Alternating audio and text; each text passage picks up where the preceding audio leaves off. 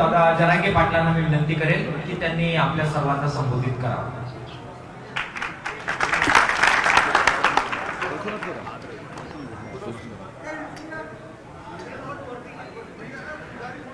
सगळ्यांना नमस्कार, सगळ्यांना जय किसान. मी इथं आलोय शेतकऱ्याचा पुत्र, शेतकऱ्याचा मुलगा म्हणून. मी कधी माझी बाजू लपून ठेवत नाही. की मागचे कोण बडबड करते त्याला बाहेर हाकून देण्यात येत बसतो. तुमच्या ह्या असल्या चुकीमुळं काय होतं ते सुद्धा कालचं सांगतो मी तुम्हाला. त्यांना पहिला बाहेर काढा, नाही तर गप्पा साध्यांना. काल बंची भाऊ ज्यावेळेस सांगत होते, तुम्ही शांत न ऐकल्यामुळं तुमच्यातलं आणि नेतृत्वातलं काय दुरावा होतो शब्दाचा हे तुमच्या लक्षात नाही. आंदोलन कोणत्या वळणावरती आहे, नेतृत्व करणारे तुम्हाला काय सांगायले, तुमच्या ह्या आरड्यामुळं गोंधळामुळं तुम्हाला कळत नाहीये भूमिका काय यायची. तुमच्या गोंधळामुळं तुम्ही ऐकलं नाही. कारण आम्ही काल ते बघितलं, बच्चे भाऊ सांगत होते त्या लोकांना मिळत लागत नव्हता काय चाललंय. कारण तुम्ही तुमच्या त्याच्यात दंग होता.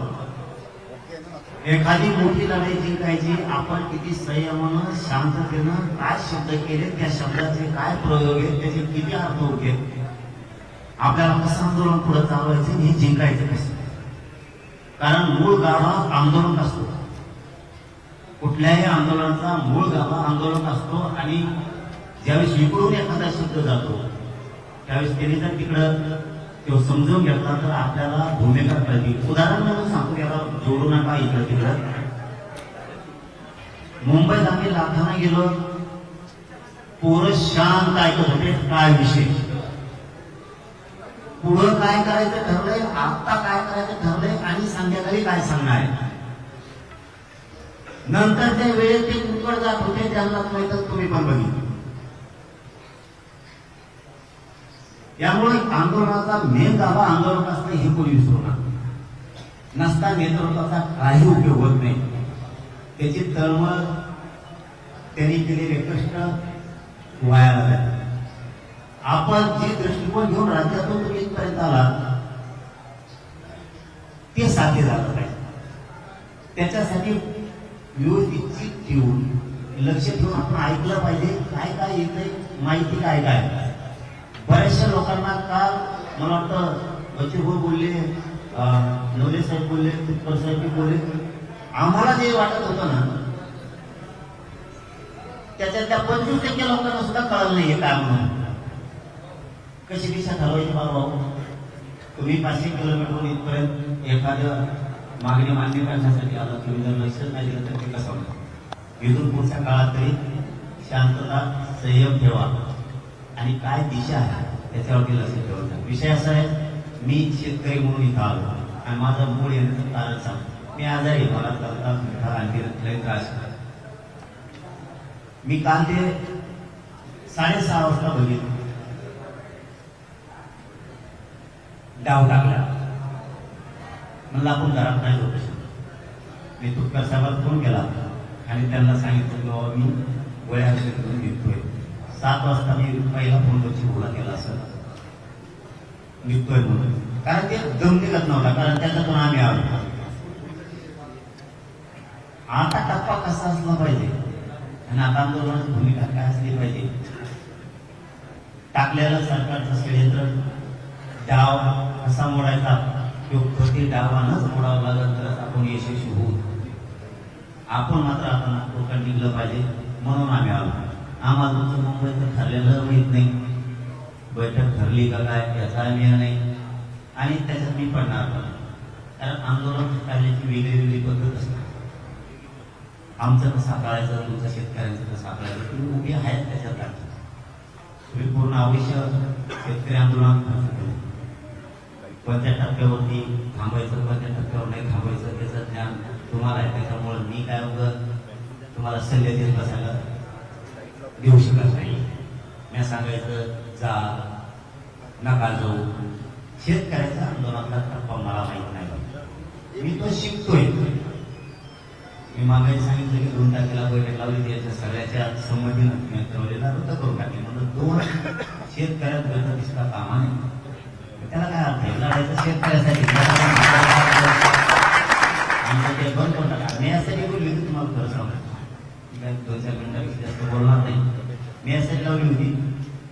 सगळे अभ्यासक तज्ञ संघटनेचे सगळे संस्थापक अध्यक्ष बोलवले होते की लढायचं कसं सांगा. कारण माझ्याकडे एकच गोष्ट आहे, पब्लिक आहे आणि मी इमानदारी लढतो. अभ्यासाचा आपला पत्ता नाही. जे आहे त्याला काय, पण आपण नीट करतो बा त्याला. आपल्याशिवाय आपला यांना कदाचित घोडे लागल्याशिवाय हे नीट नाही होत. नाही तर न्याय नाही, फी नाही ना काही नाही, असंच या असेच जा अशा स्वरूपाचे. त्यामुळं यांच्यामुळे समजून घेऊन एक बाजू यांच्याकडे दुसरी ग्राउंड लेवल आपण सांभाळून असं ते होतं. मी रद्द करून टाकलं. तो विषय संपला. कालचा विषय खूप वाईट वाटला. कारण पहिल्याच दिवशी जर सरकार हे डाव टाकते तर आपण 100% साथ केली पाहिजे. म्हणून इथपर्यंत आलो. बाकीचा काही उद्देश नाही. काय वाटू द्या. आम्ही आहेत म्हणल्या आहे संघाचे बोलणं चांगलं माहिती आहे. आहेत म्हणलं खायचंच ना. पण आता ते मुंबई फिरवायचं काय मी सांगत नाही. ते मला आता बोलता बोलता म्हणले तुम्ही चला मुंबईला आपण असं त्यांच्याकडे काय त्यांना रोग आला नाही. त्यांचे पायामुळे डिझेल लागत आहे का राखेल लागत आहे त्यांना का काही टाकायला पैसे नाही. तर आमचं जवळ आणलं की नाही आता बोलतो सगळ्या गोष्टी आहेत ना त्यांचं. पण ते निर्णयात मी पडणार नाही. मी वितुष्ट आणणार पोरगा नाही. तुमचं जसं ठरलंय त्या पद्धतीनं तुमचं येऊ. पण आता आम्ही पण नाही सांगतो. चलो धन्यवाद. तुम्हाला सगळ्यांना शुभेच्छा. ताकदीनं लावून धरा. राज्यातल्या शेतकऱ्यांना न्याय घेण्याची ही पहिली वेळ ही मी पहिलीच बघितलं.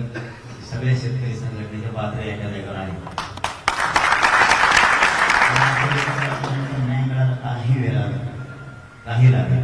कारण हे जे चित्र राज्याने बघितलं ना तिथं आपण अशी बोलत असलेले तिथं ती जिथे रली.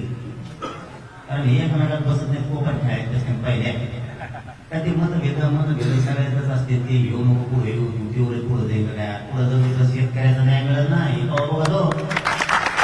आपल्या त्याकडे पुढे आला मानपानाच्या फोटोच्या मीडियात मिनिट्स पाहिजे दिवस कसं काय बोलावं असतात.